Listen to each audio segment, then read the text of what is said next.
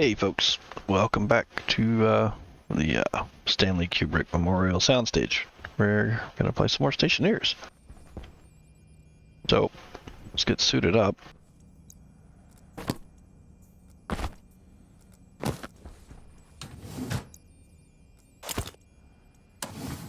Today's plan is primarily to get started on our fuel mixing system.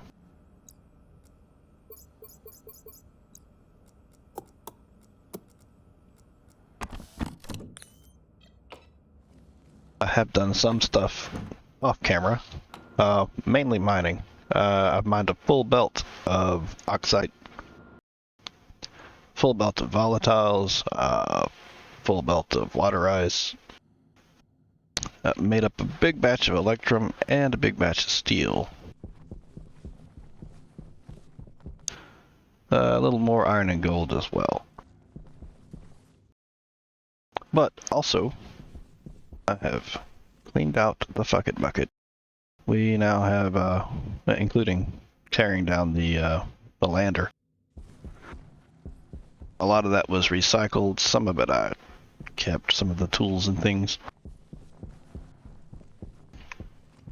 A lot of it went in here. I also made one new filter for the nitrogen and one for the oxygen. Soon hope to upgrade to larger filters for these so that they don't run out so quick. Although that is the first time I've had to replace any, but one of each was at 0%. Also, I think since it's just me, and there's plenty of food, and I have plenty of oxygen right now, I think the next time I harvest the greenhouse, I'm going to leave it barren, because we don't need more food production or oxygen right now, and it's kind of a hassle. So, let's get started. Oh, there's one more thing I wanted to do. All of this is going away eventually. But the first thing I want to do is recover the gases inside and what's in this tank. So what we're going to do, grab some pipe.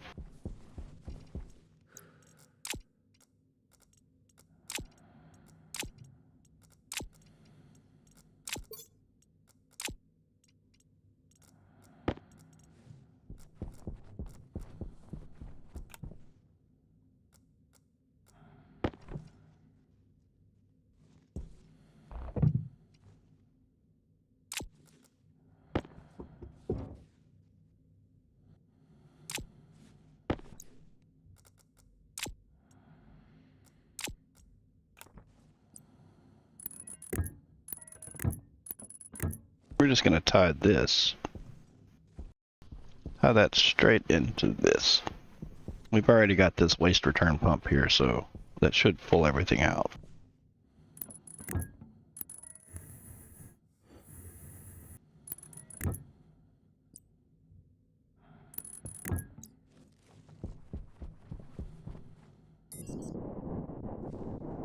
And we want to recover this stuff too.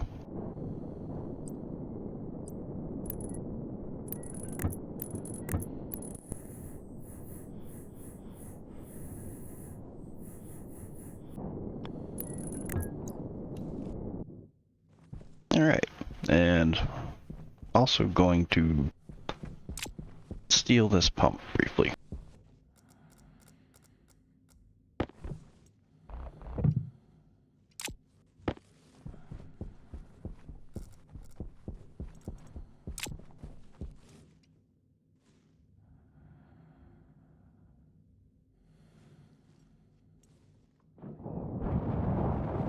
So in here we've got basically just kind of a mess. We're going to clean all this up. First thing we want to do is get this passive vent. Actually, we'll use that one. We're just going to tie it into this line.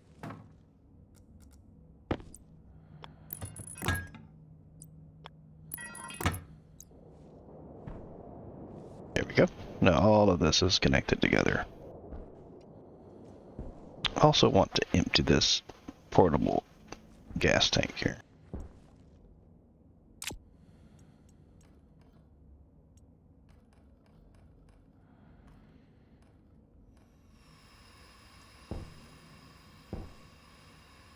That should empty as the pressure in here drops.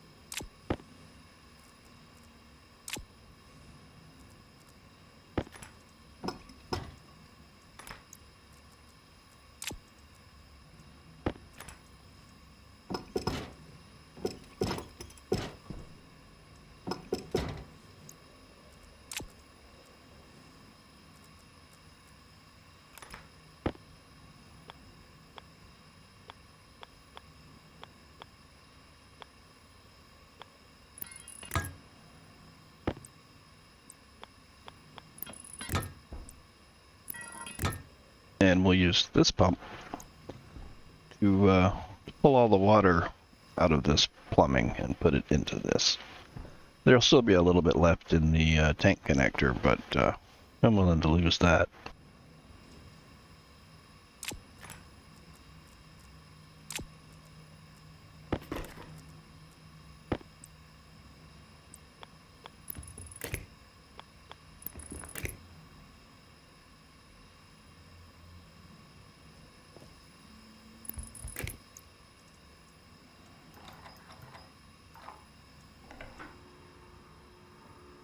There we go. So we'll give this a while to work. Let it pull all the Atmo out of here. Get all that into that tank. Let's go take a look at the main project.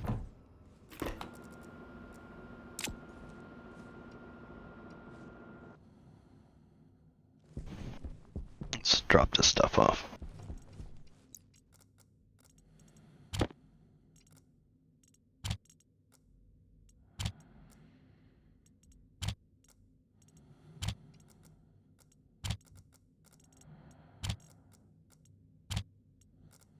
Yeah.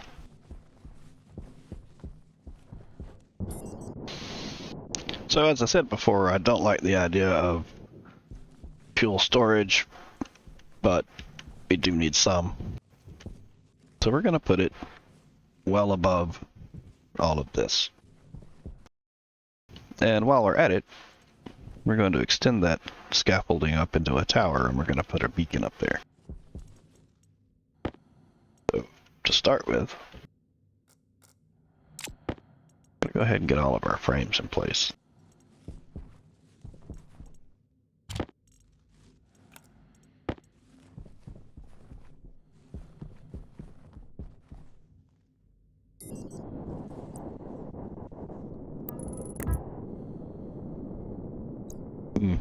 Well, we're going to have to clean that up some.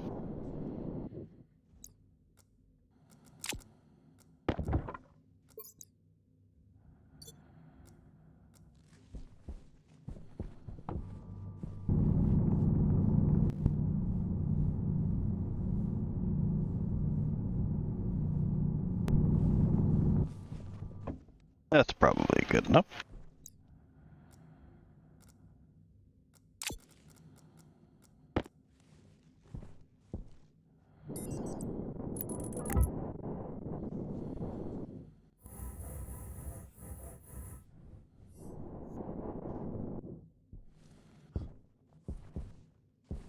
Let's get some sheets.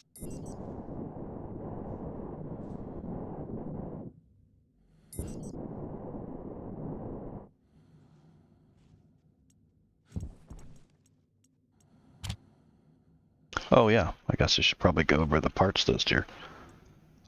So we had 70 frames and 100 steel sheets, 8 plastic, 6 glass, 6 flat walls, which are for the outer wall, 4 regular wall kits, which are for the interior wall. We've got 18 ladders, 18 railings, 13 floor gratings, I think 220 insulated pipes, 6 gas displays, and 7 consoles. We've got 200 cable here. There's our beacon kit, a light that we're going to use for an indicator, 3 switches, 2 IC housings, and 2 IC tins. The reason for this is that these only support up to 6 devices. The initial design that I had mentioned previously that used the electrolyzer, it was controlled from a single IC10. The new system, I had to basically separate out the power controls, to turn it on and off, things like that, to a separate IC10 because there just weren't enough pins. We have a logic processor, 6 logic IOs, 2 logic memories, some orange and white spray paint. I'm also going to need black and red. 3 insulated tanks, a heat exchanger, 2 pressure regulators, a mixer, and a digital valve. I don't know if we'll get to all of these today, but for now, let's go back to the framework.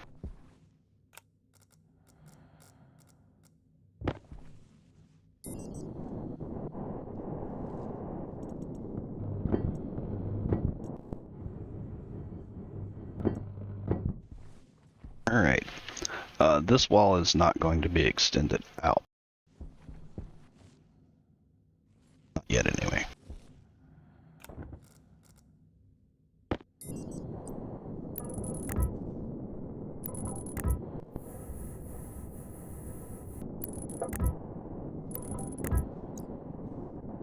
Okay, so the reason this is coming out a little further is the gantry I'm going to be building is going to be situated here. Before we go any further on that, I need to tap into something here.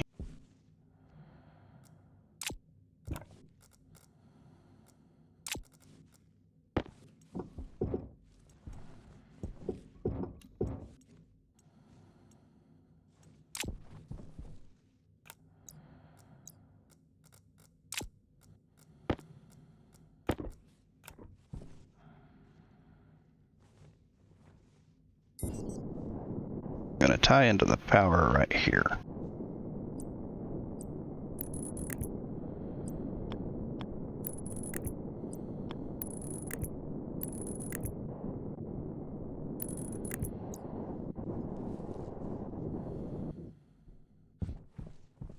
I think I can close this back up, at least for now.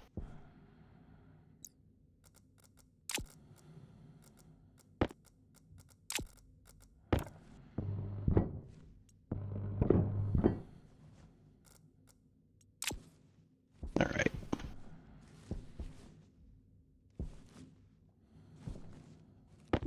I think we're going to go ahead, close these two.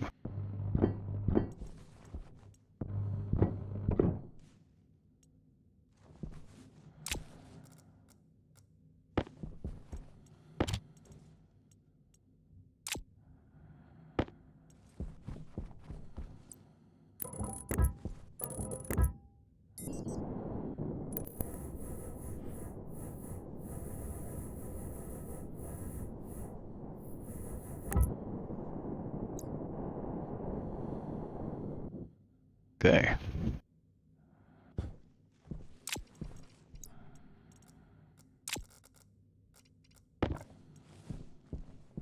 Go ahead and partially weld these up.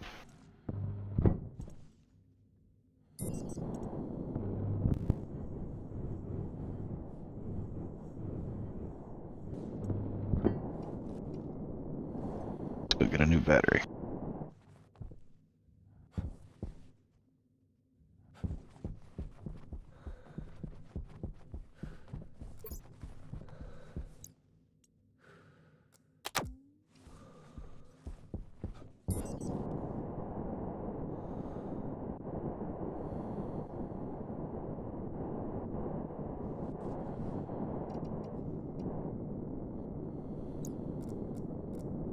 Oh, steel sheets I ran out of. But I needed a battery anyway.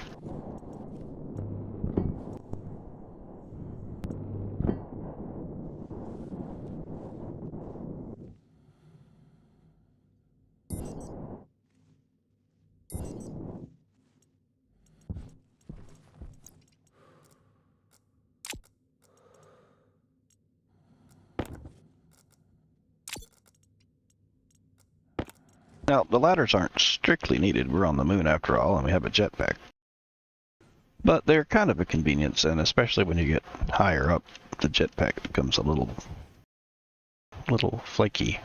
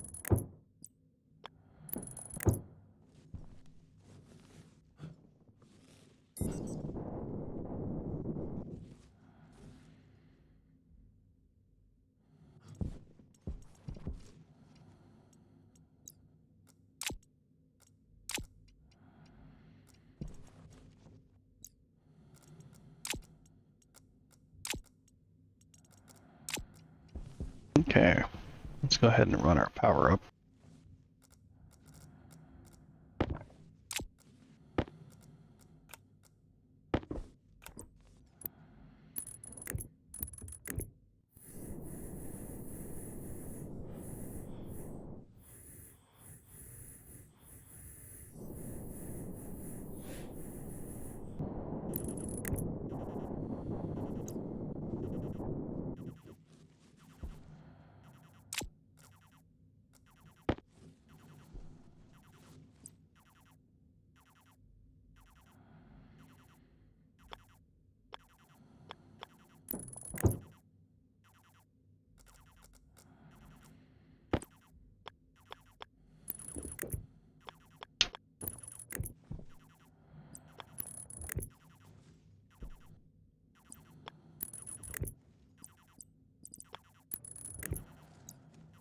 Okay, let's get the beacon in place.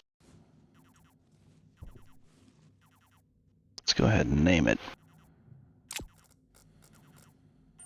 Power low.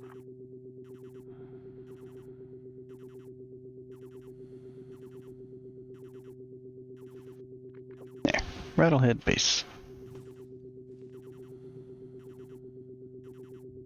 So, quite the layout.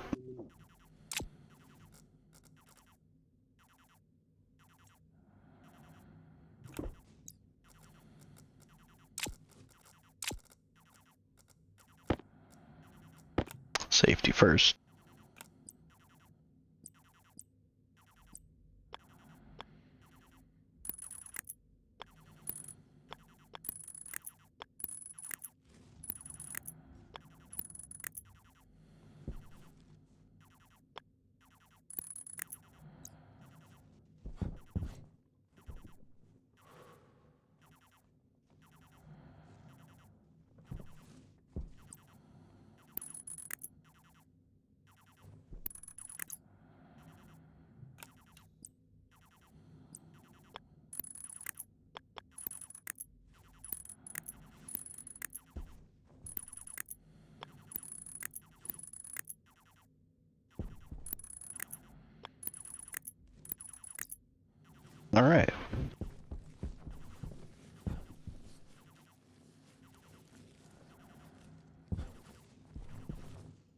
Let's go get a battery and have a sip.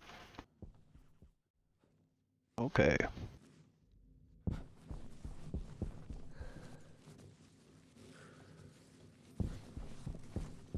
Let's get the beacon in place. Let's go ahead and do our tanks.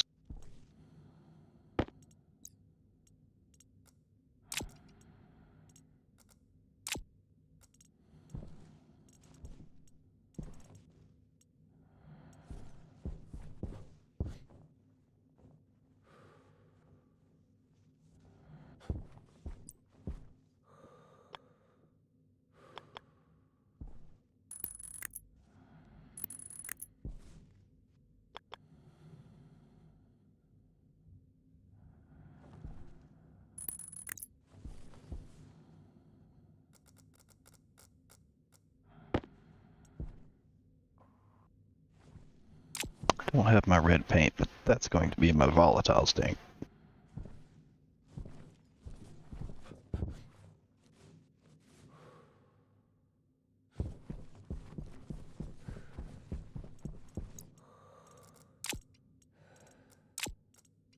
And grab those.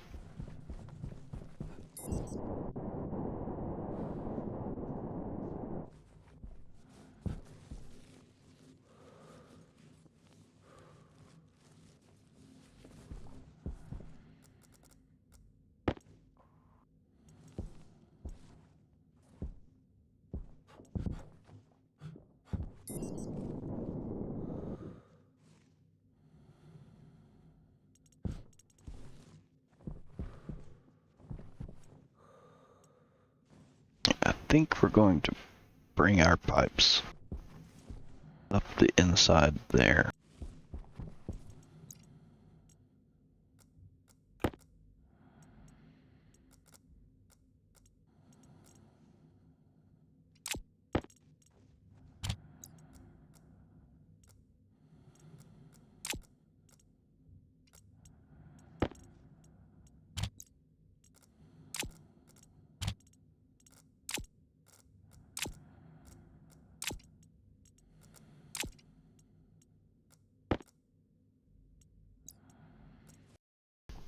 That's enough to get started.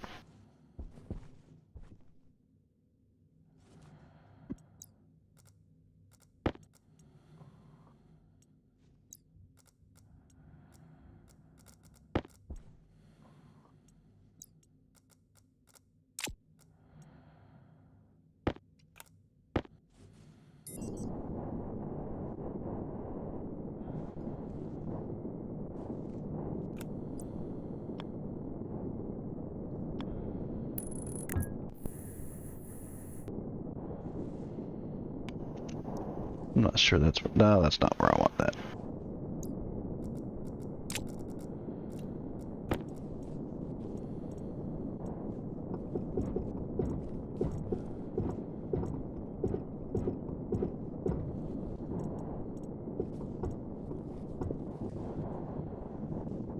There's going to be some plumbing, including pressure regulators. I think we want this to come up over here.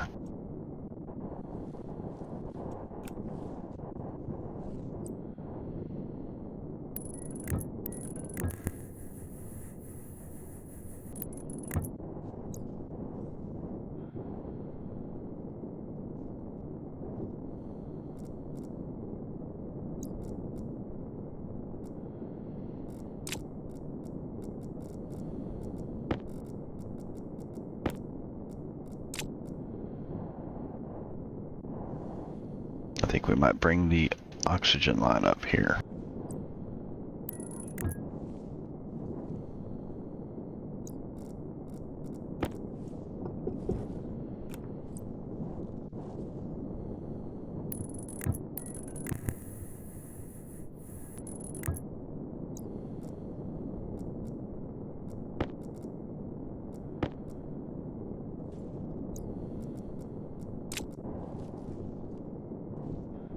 And we're gonna come through this row right here.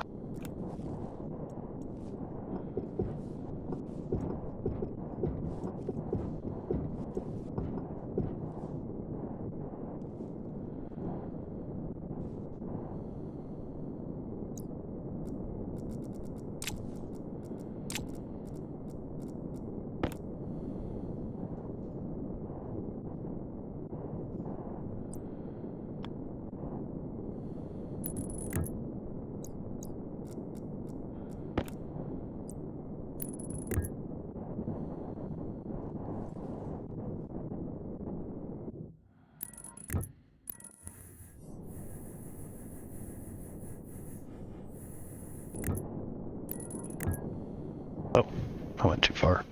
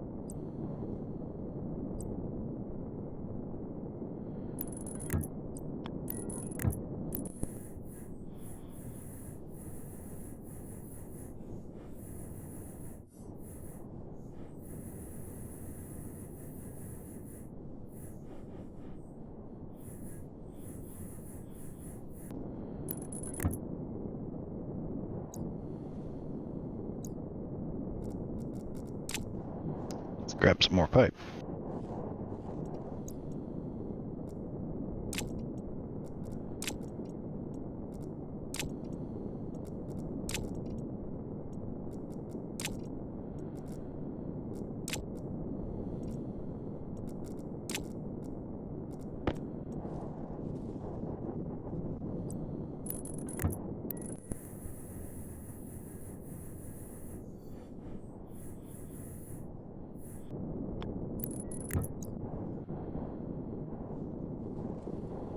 All right.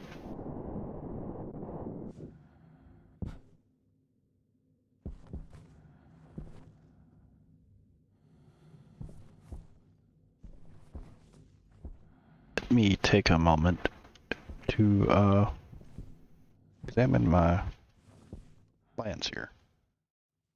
Okay, I took the opportunity to hydrate and look at my design earlier, and now I know what I'm doing again, in theory.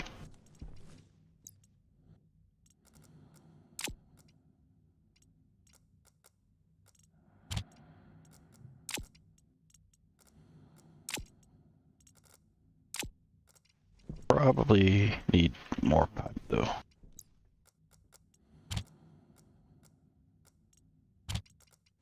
That up there for now.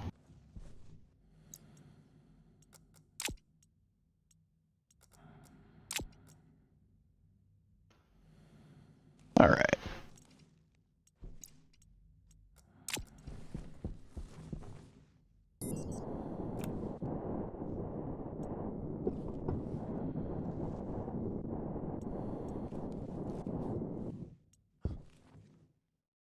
So, set that aside. We know we want pressure regulators feeding the volatiles and oxygen tanks.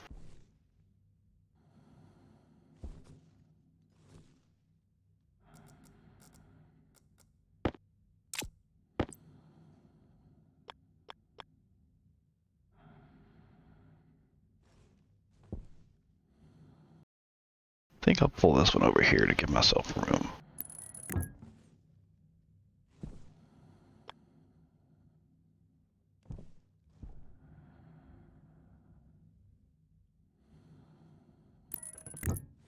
That one will work there.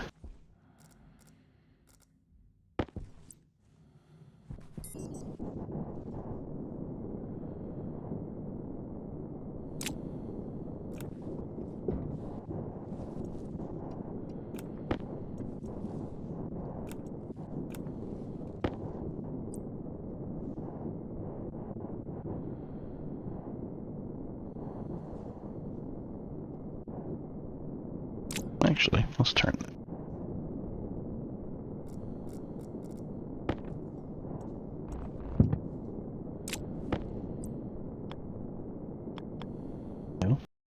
Needs to be there for power access.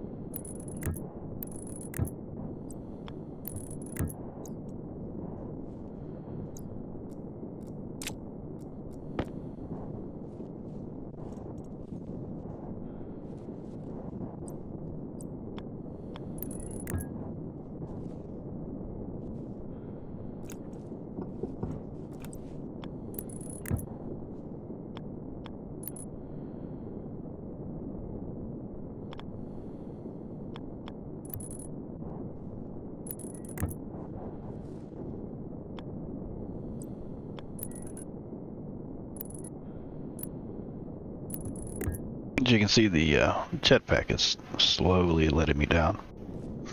This is why ladders are handy up here.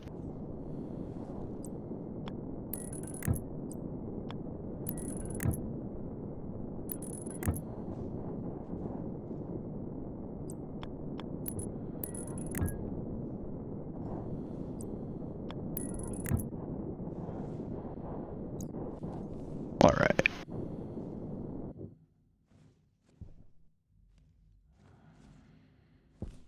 Yeah.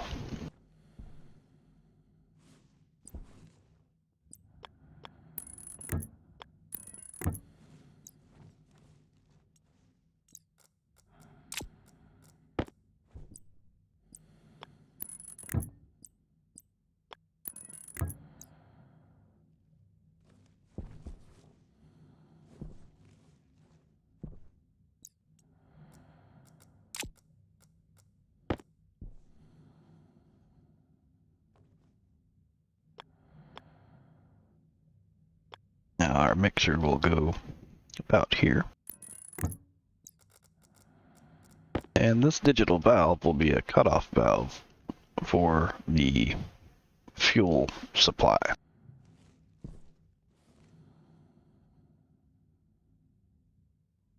I think that'll work nicely there.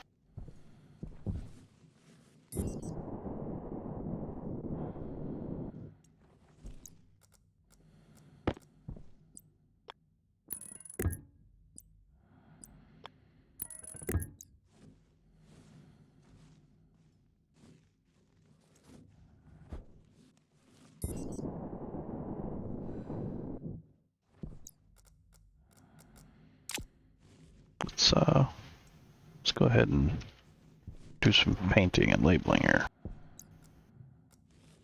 Orange paint.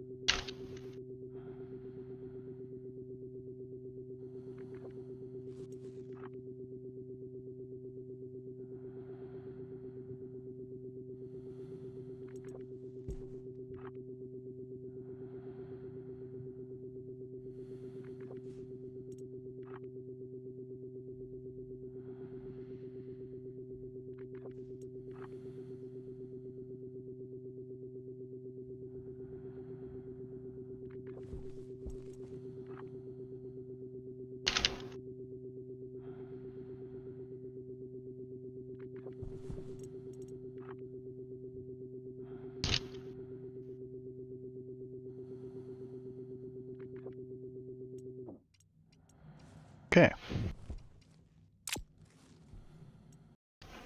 Now, we already have a heat exchanger connecting oxygen and volatiles down there. But I want to make sure that everything stays the same temperature up here. And this is a separate storage controlled by these pressure regulators. So we want to set up a heat exchanger that's going to keep these the same temperature.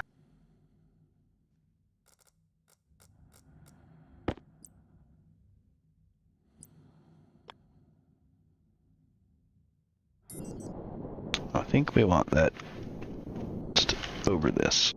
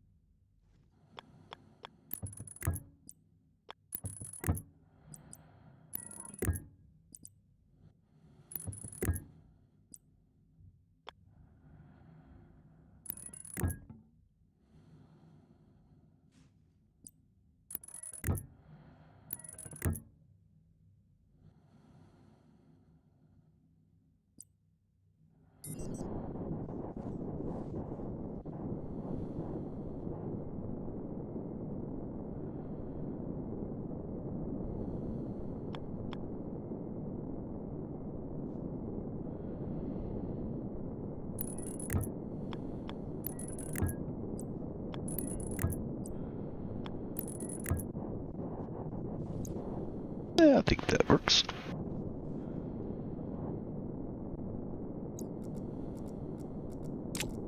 Power low.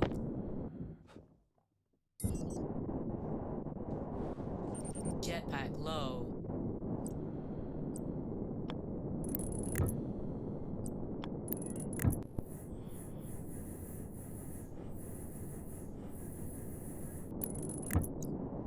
There we go. That will be our fuel supply coming into the building for our furnace or what have you. Alright, so now we need to get this wired together.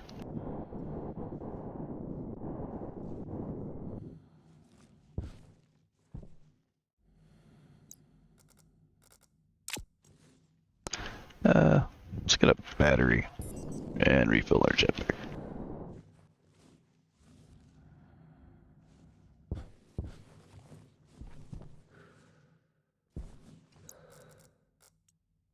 Jetpack critical.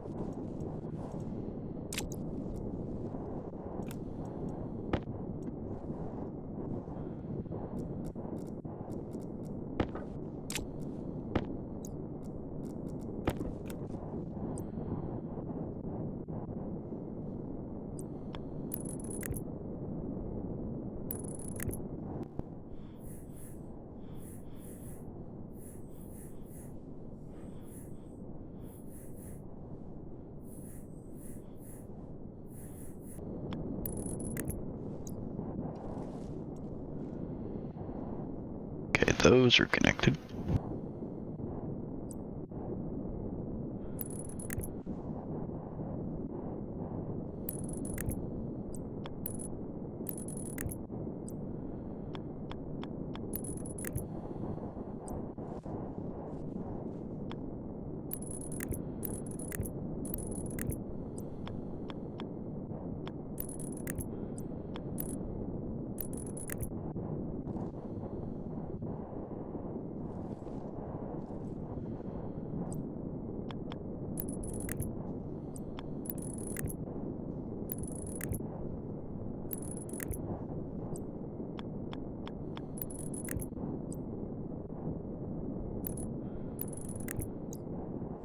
Alright, our tanks are wired in too.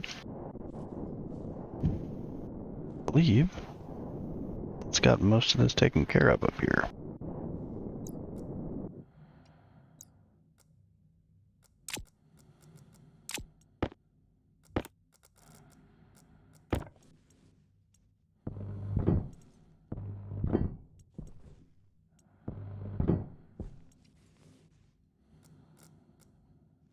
Alright.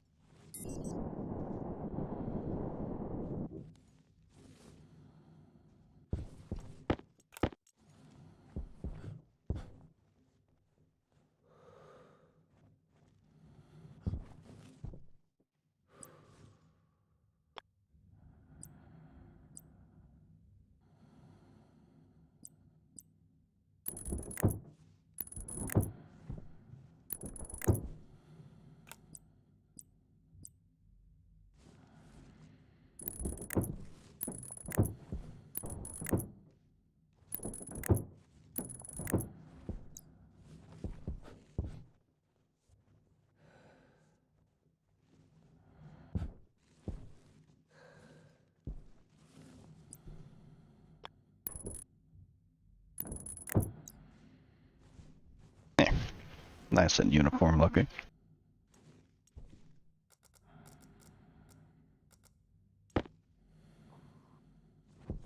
It even matches.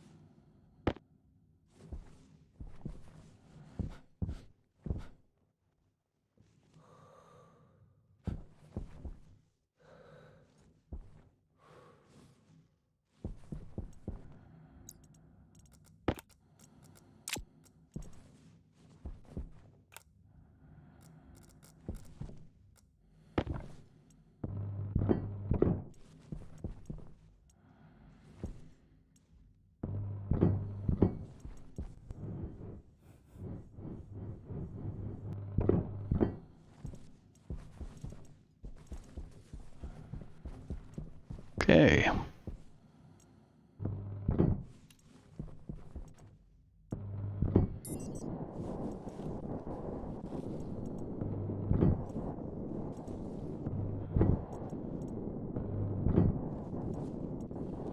think we can go ahead and close these up, actually.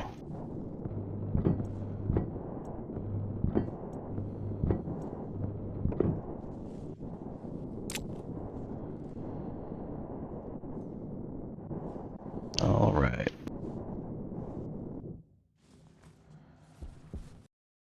Now for the control panel. And we're going to pull our power connection here, so we don't need to run it up there.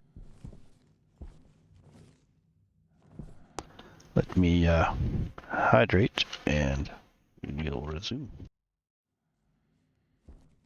Okay, we are back. I have hydrated. I also took a moment to grab some parts from the locker up there, and I brought our gas display cards down here as well.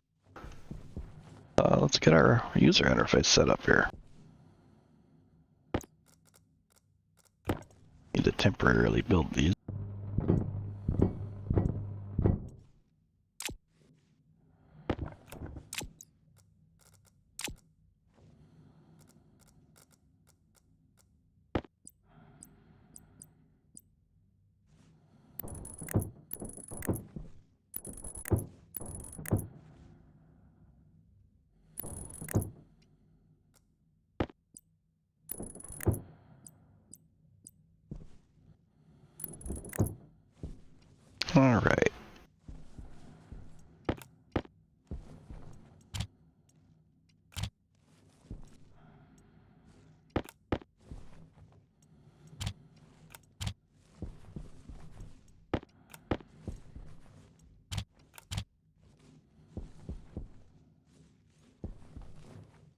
And let's see. Hit our controls.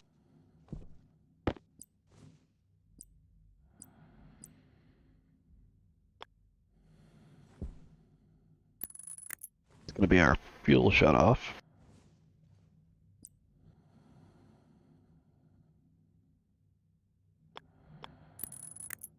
Power switch. And this will be our setting for how much fuel we want to make.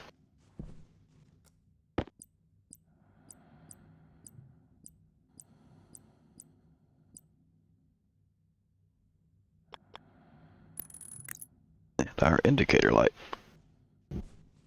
Let's go ahead and name these.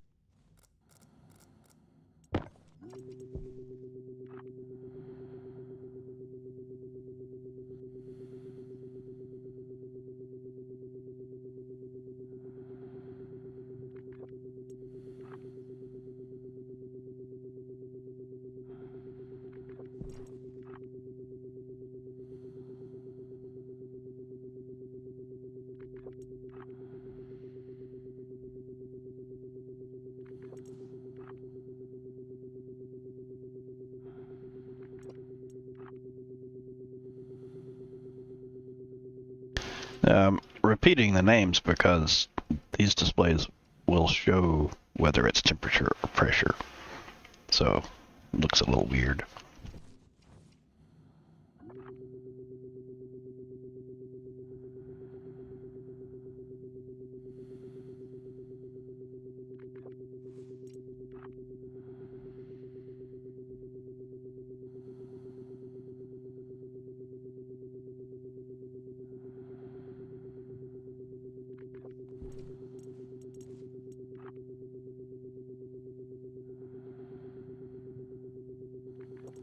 Make sure I'm using the same naming conventions.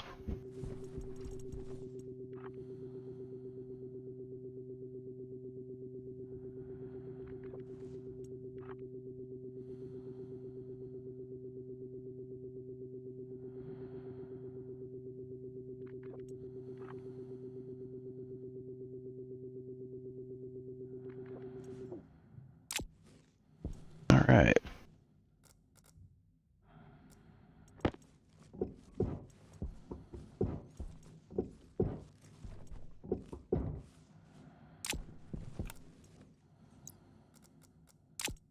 Go get some glass for this.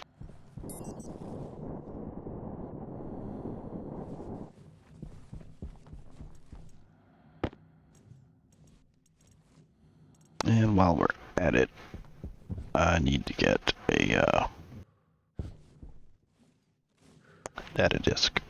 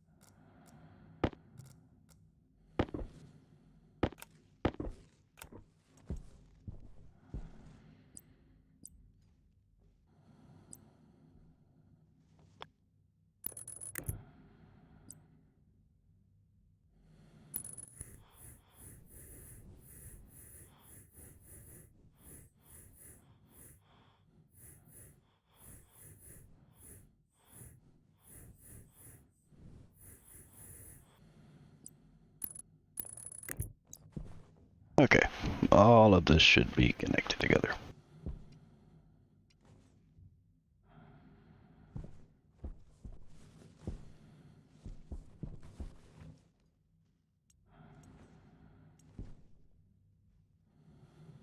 Hmm.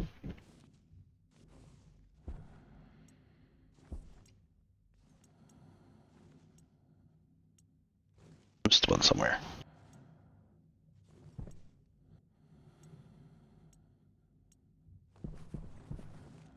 Oh, yeah.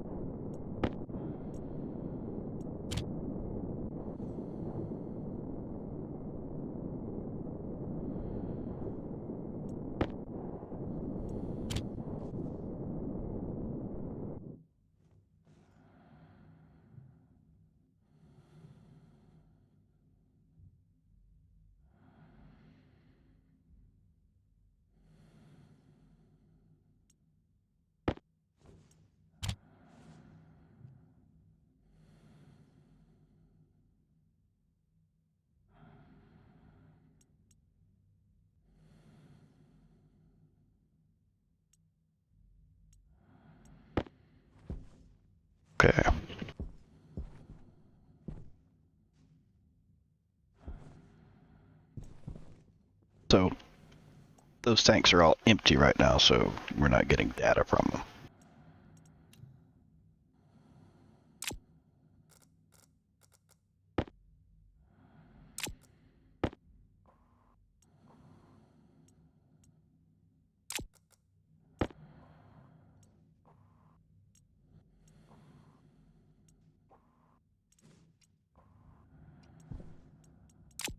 Unfortunately, you can't paint these.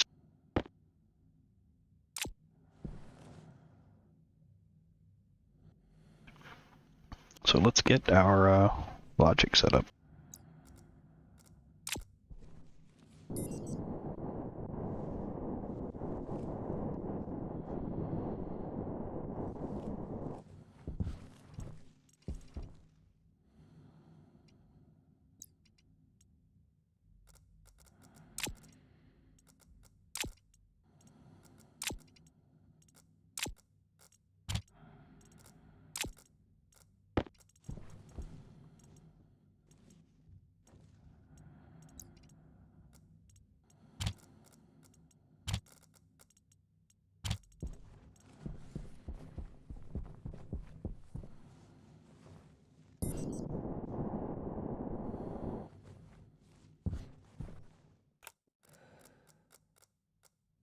So the way this system will work is you choose how much pressure you want in the fuel tank, and that will be displayed here.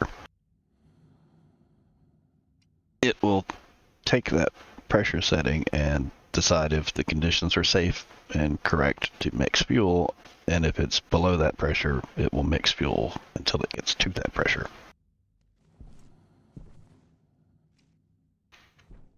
Now to do that, we're going to set this up, I think probably 10 megapascals is the max we want. So we're going to set this up so that this can be up to 10.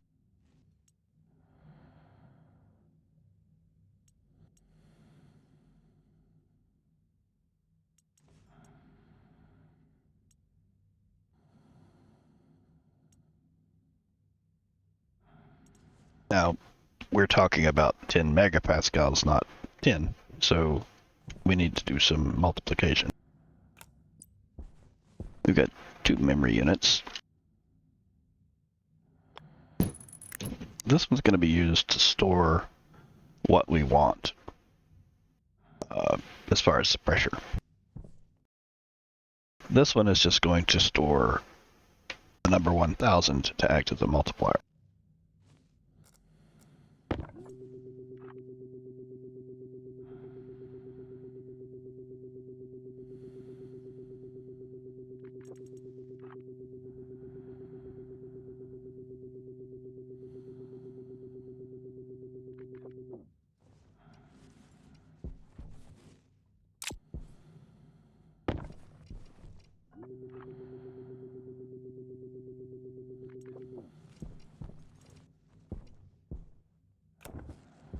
So all of these consoles are just data displays. They're not part of the control system. They just show us the status of things.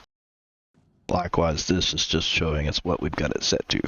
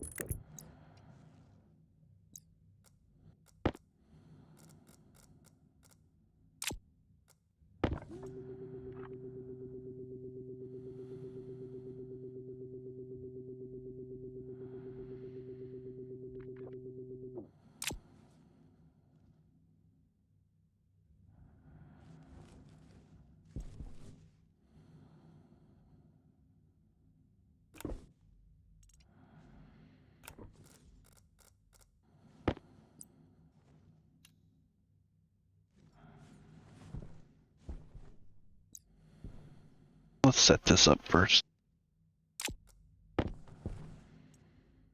This is going to take the pressure setting.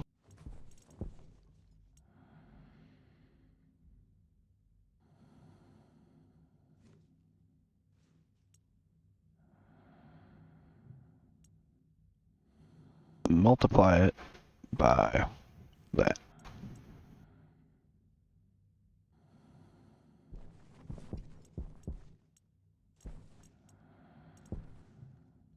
And as we can see, it has a value of 1,000, 2,000, so on.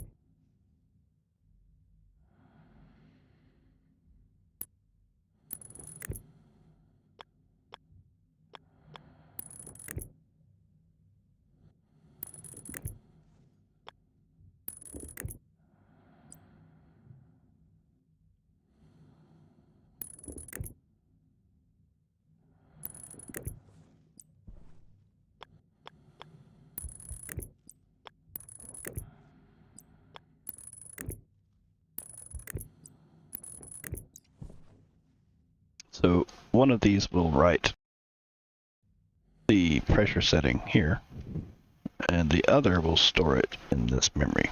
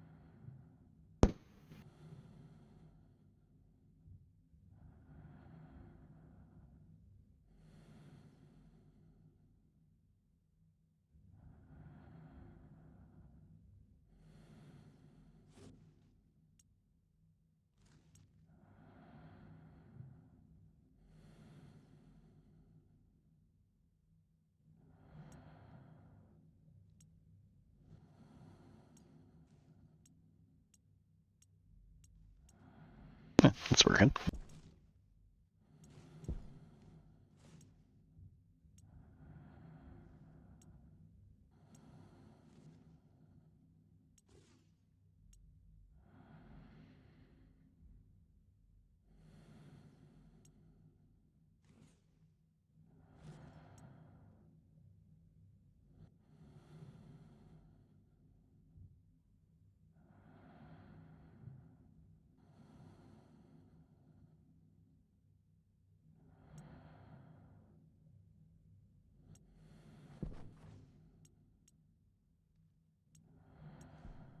All right.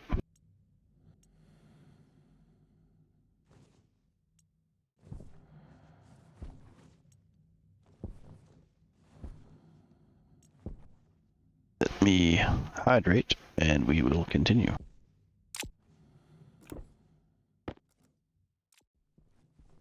Here, while I was in the workshop, I grabbed my new toy, laptop. This will allow us to do our IC programming in the field instead of in the workshop.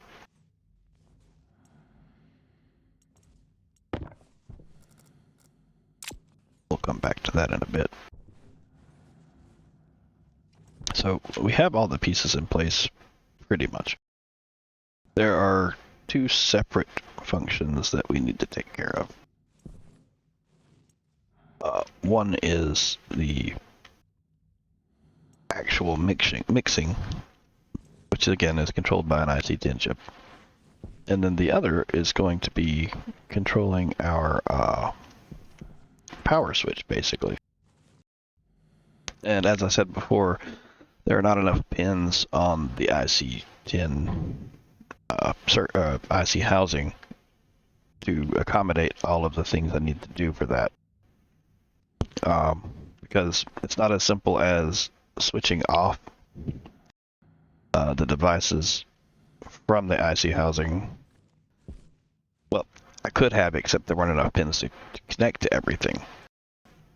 So what we have is a separate IC that will look for this to be switched off and disable the mixing, but also if we turn off our IC housing that controls the mixer while the mixer's on, then the mixer will just stay on.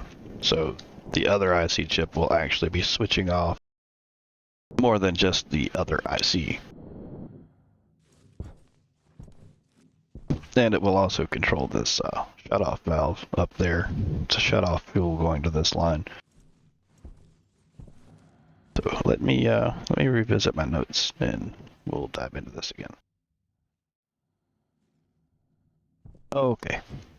So in case you're wondering why I keep having to refer back to my build notes, it's this design was actually done in the first couple of weeks of my unexpected hiatus, so it's been a few weeks since I built this.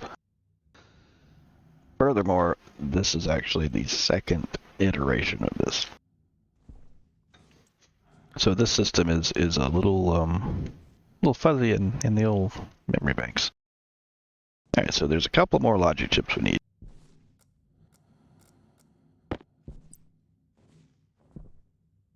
We need 2 logic writers.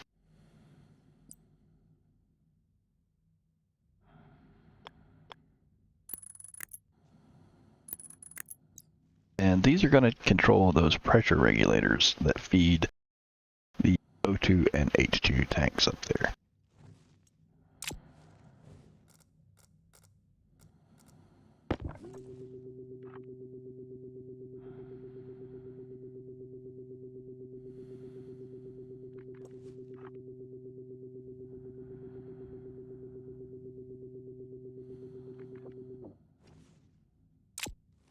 And before I forget, I need to get the ratio set on the mixer.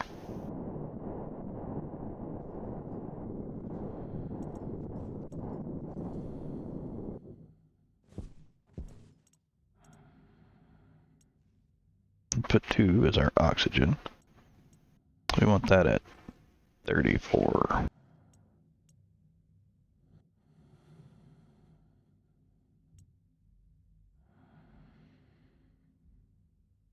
There we go.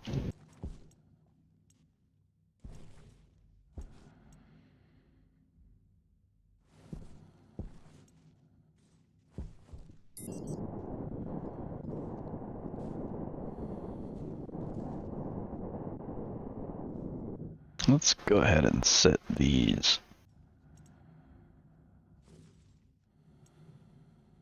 Set those to 0. And turn them on.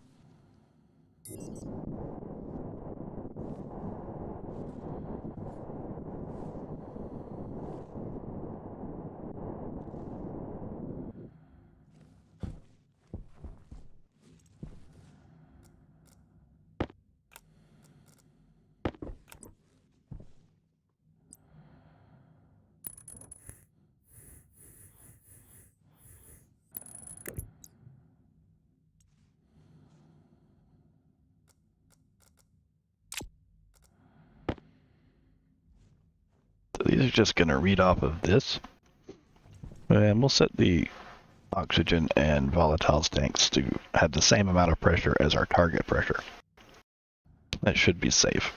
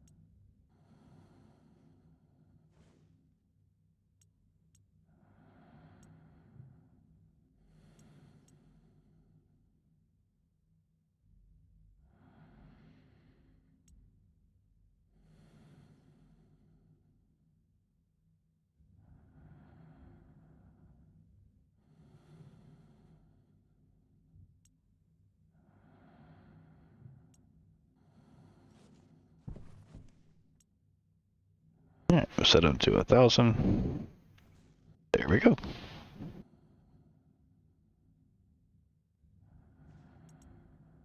Set it back to 0. They should stop.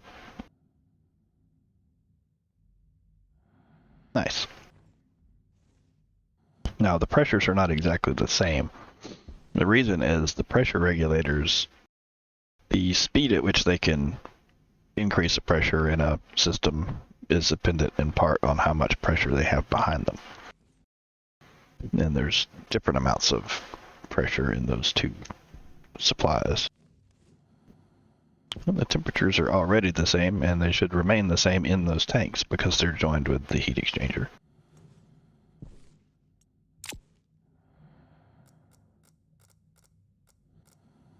Alright, let's get our mixer set up.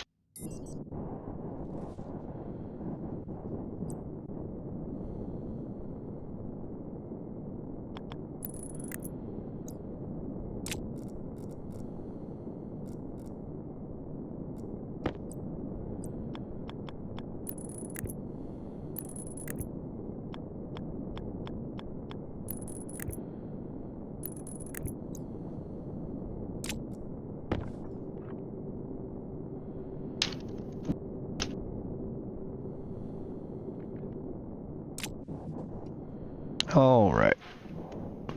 While we're at it, let's go ahead and wire in the housing for the power control as well.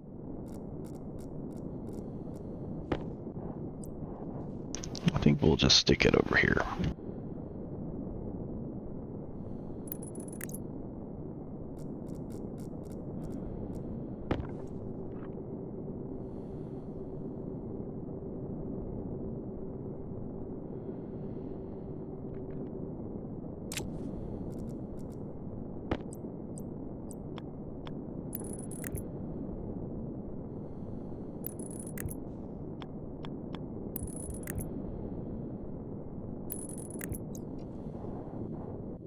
Okay.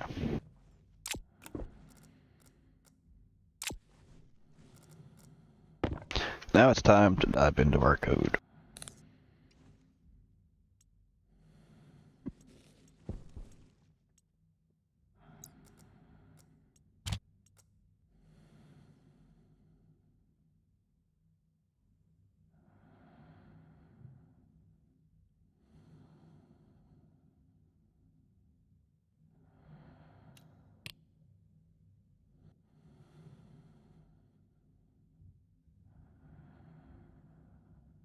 So, the way this works is we set up our aliases for the 6 devices.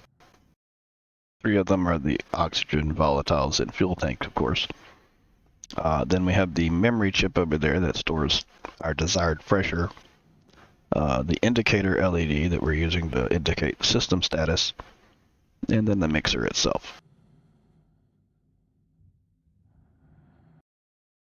Here we're setting up 6 registers to store the fuel pressure currently and what the target is. the oxygen pressure and temperature, and the volatiles pressure and temperature. And the maximum temperature that we're allowing in the fuel system is set to 25 Celsius, 298.15 Kelvin. I did find out that they increased the auto ignition temperature for fuel, so it's no longer 32 degrees Celsius. It's somewhere in the neighborhood of 50, I think. The first thing the script does is it sets the mixer to on, or it sets the on state, on property of the mixer to 0, so it turns it off. It sets the color of the indicator to 5, and we can look those up here under device variables. If we go down to color, 5 is yellow. That's our standby color. And it sets the on state of the indicator to on. So it turns the light on and sets it to yellow. This is sort of just a starting state. Then we read in the temperature and pressure of all of our tanks. Well, the pressure of all, the temperature of the O2 and H2 tanks. And we also read in the setting, the desired pressure setting from the memory chip. Now things get a little fuzzy. One of the rules I set down here has to do with the temperatures of the oxygen and volatiles. Because of the level of precision, we have several digits beyond the decimal point, and getting those temperatures to be exactly the same is kind of problematic when you've got way more precision than you need. So what we're doing here, we take the temperature and we multiply it by 10. That moves the decimal place over 2 places. Then we use the truncate function, and what that does is it just removes everything past the decimal point, rounds it to a whole number. And then we divide it by 10 to get back to the original order of magnitude. So now we've got 2 digits of precision. And we do this for both temperatures.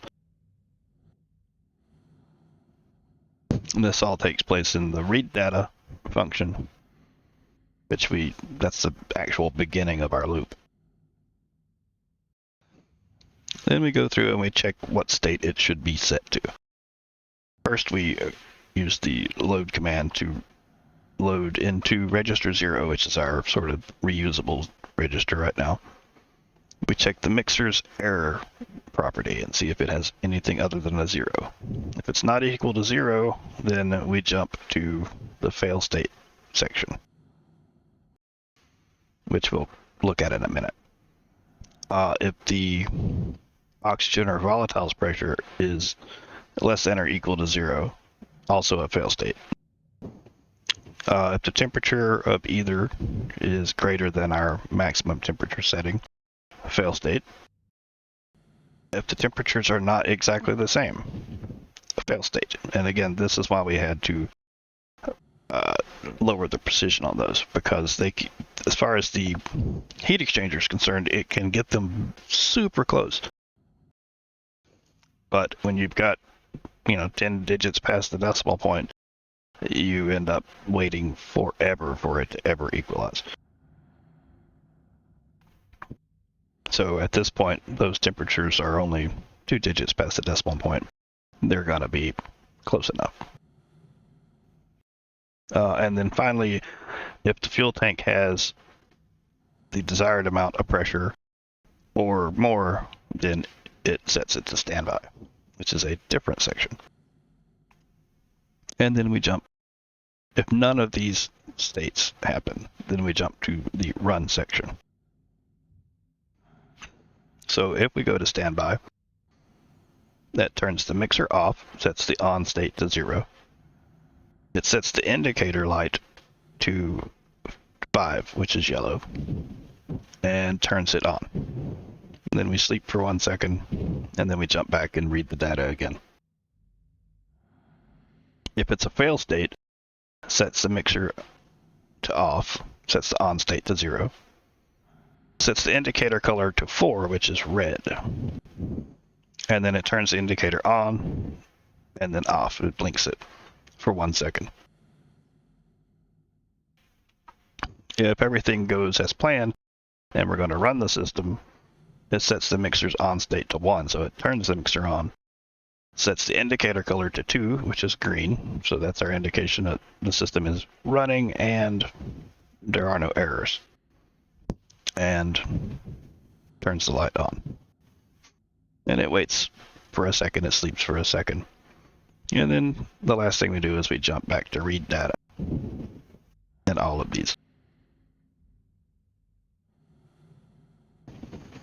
Which gets us back to here. So this section in the start section only runs one time when it first starts.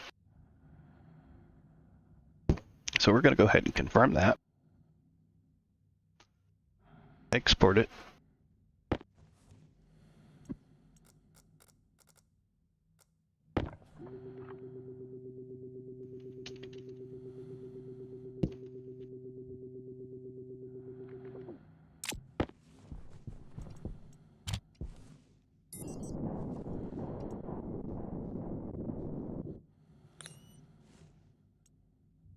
And we turn it on, get our error, turn it off.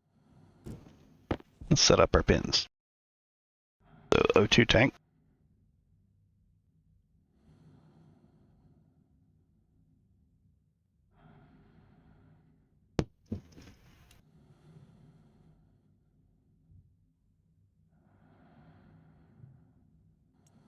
H2 tank.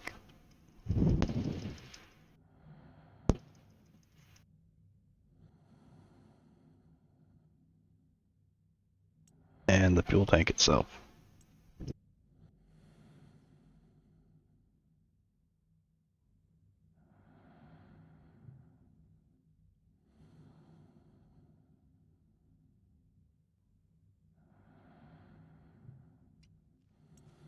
This pin needs the memory chip that has our target pressure.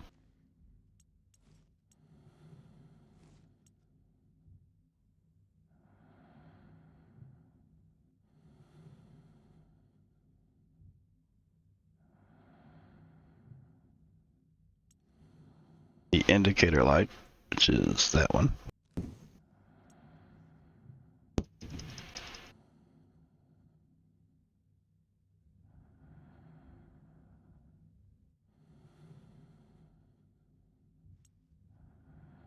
And the mixer itself.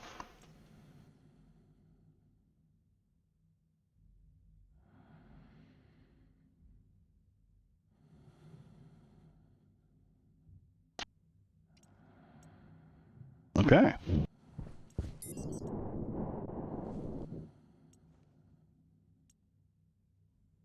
Now we can see that our indicator is working.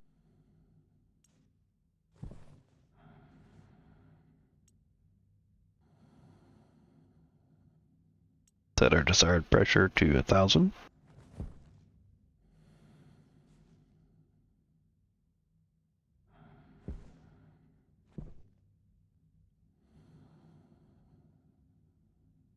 Oh, we have an error. What have we missed here?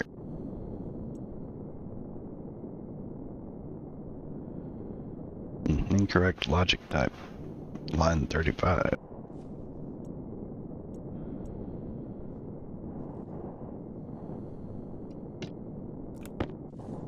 Take a look.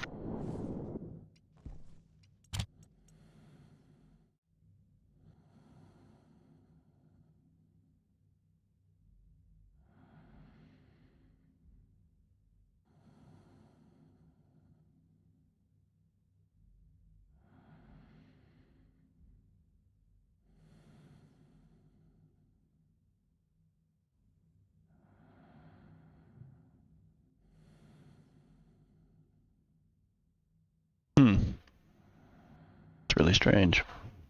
This code worked before.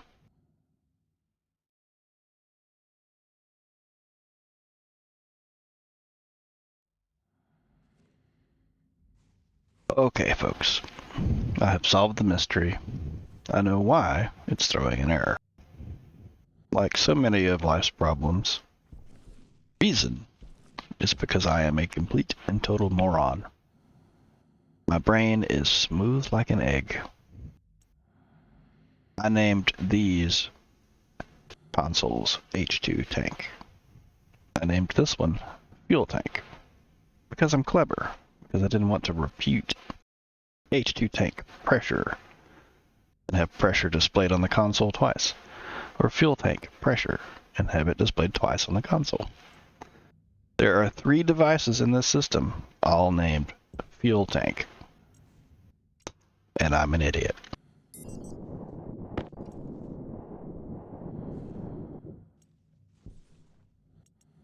This is why careful naming is important. This pin is set to fuel tank. I don't know which one, but it ain't the actual tank.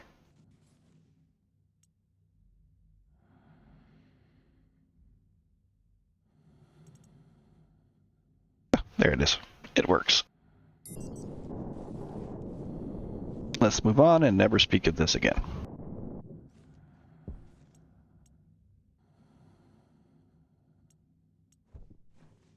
Alright. Set temperatures are same. Light is green because we're currently mixing fuel. And all is right with the world. I set it back to 0. The target pressure is now less than the current pressure. And we're in standby. Now, let's work on the power controls.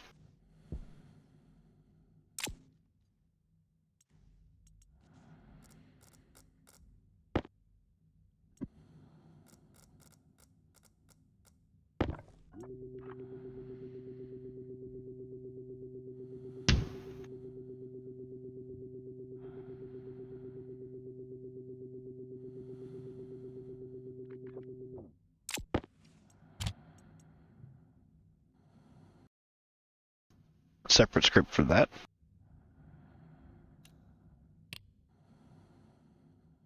So this system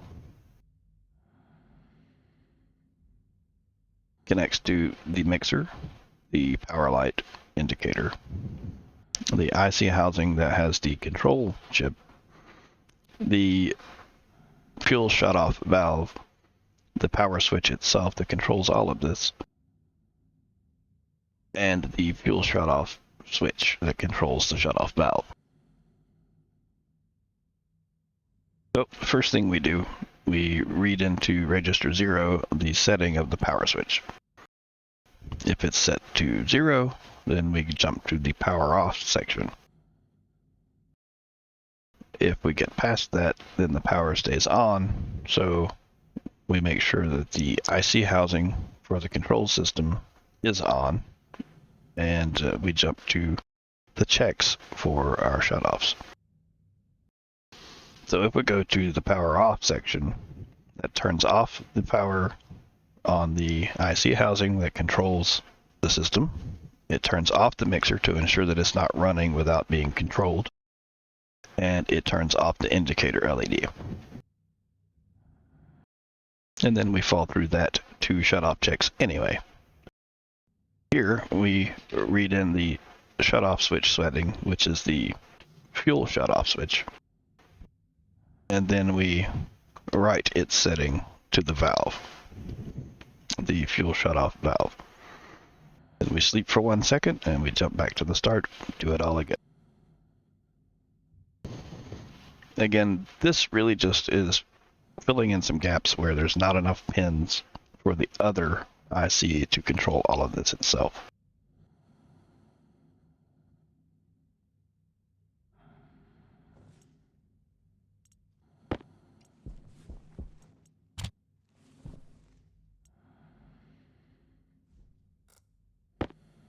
Alright, first pin is the mixer.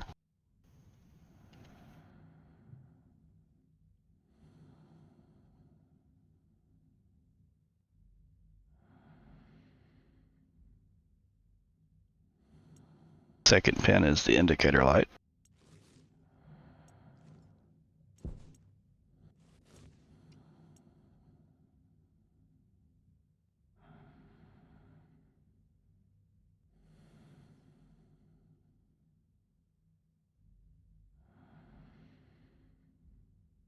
Third pin is the IC housing for that. Mixer control IC.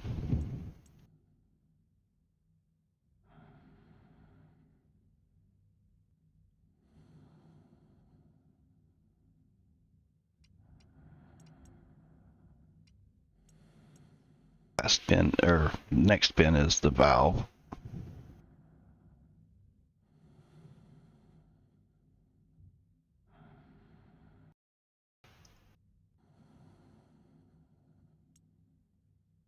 Power switch.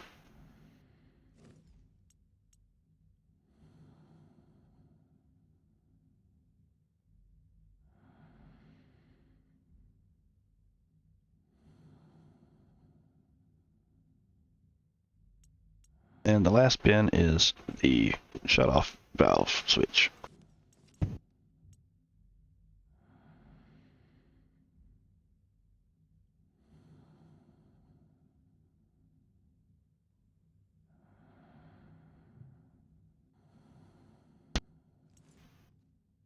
Nice.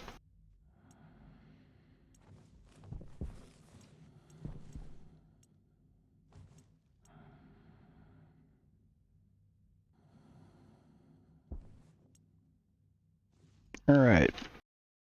So now we can set the system on. The system is on.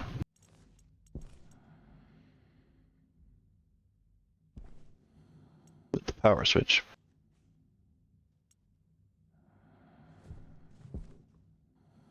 Turn it off. Light goes dark. Stops making fuel. Turn it back on.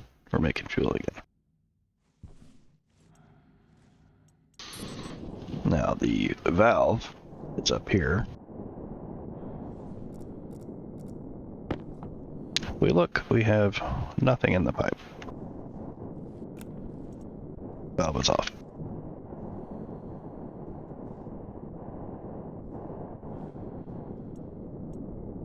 Turn it on. Now we've got pressure in the pipe. This is sort of an extra safety feature, so if something happens up there, it might not cascade into what's down here. We can actually, if we're using this fuel, we can turn off that shut-off switch and hopefully use what's in the pipe without a problem down here, for example, cascading up to the tank up there. Some of this is a little more complex than it needs to be. We don't strictly need to use this memory chip here to store the desired pressure setting. I think we could just pull it off of this math unit. But that's just the way I wanted to do it. Alright, let's wrap this up.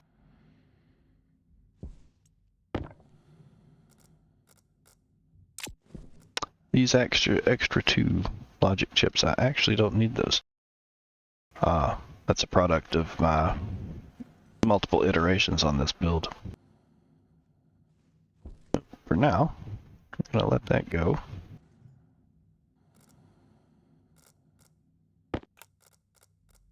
Let's close all this up.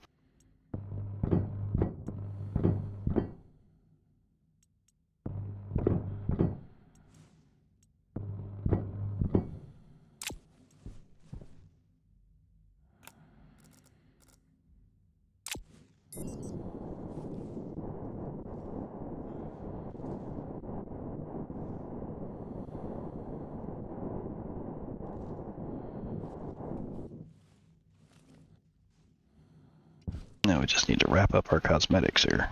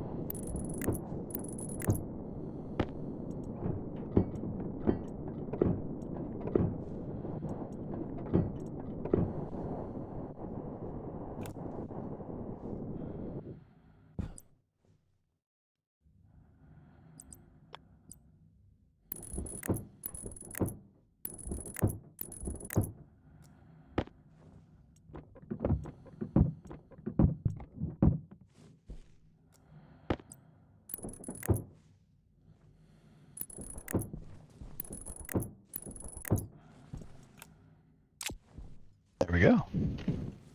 We now have a fuel mixing system. So I think that probably has most of this job under control. A couple of things I want to do. Let me do this off camera. I think I'm going to come back over here. This should be empty now. And all of the water should be in that tank. Probably going to start working on tearing this down. I may do that off camera. Don't know how exciting that's going to be to watch. But also, I'd like to take a moment and demonstrate the purpose of that beacon.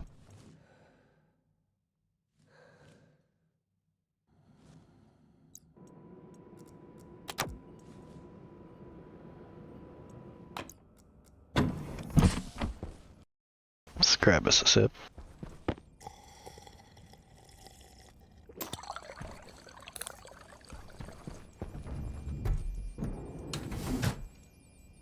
Here we have the tracker card. It's a cartridge that goes in the handheld tablet.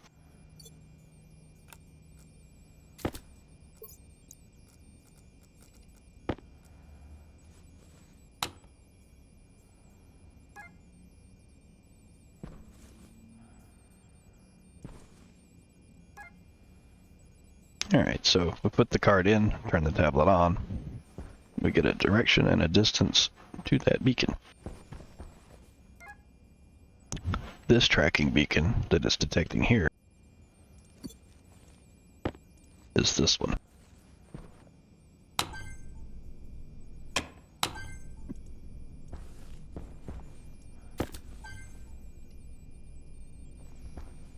And of course the reason it's detecting it is, or wasn't detecting it before, is that it was turned off.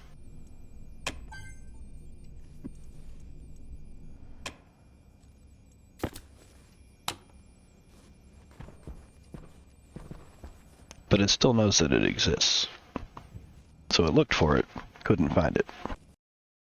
One of the unfortunate things about these portable beacons is they do use batteries. If the battery dies and you're relying on it to get you home, you're kind of screwed.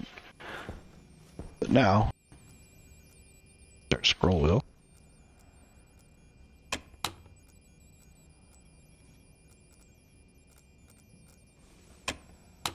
Huh.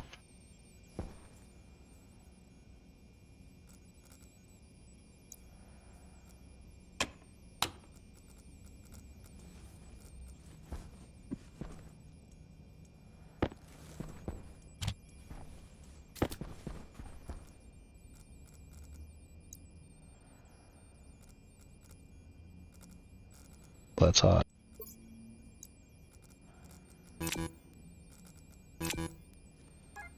There we go.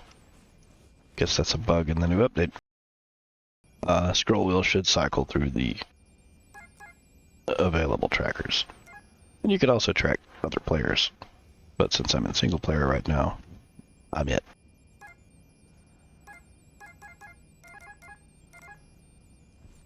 So, yeah. Very handy. Of course, that means that you have to take the tracker card and the tablet with you if you go mining or whatever.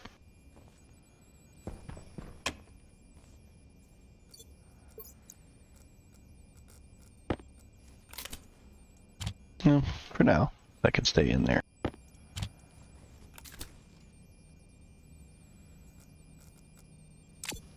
So I guess that's going to do it for this one.